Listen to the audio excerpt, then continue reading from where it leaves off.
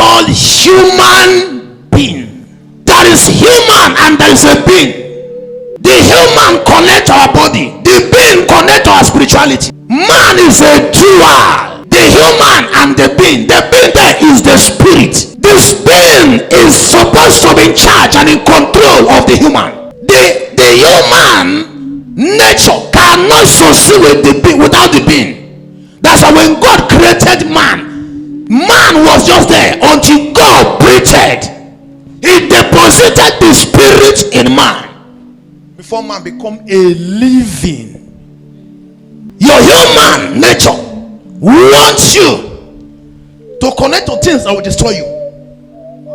Your human nature wants you to connect to things that has no eternal value. So every now and then your human nature wants to take charge of your life. You want to control you.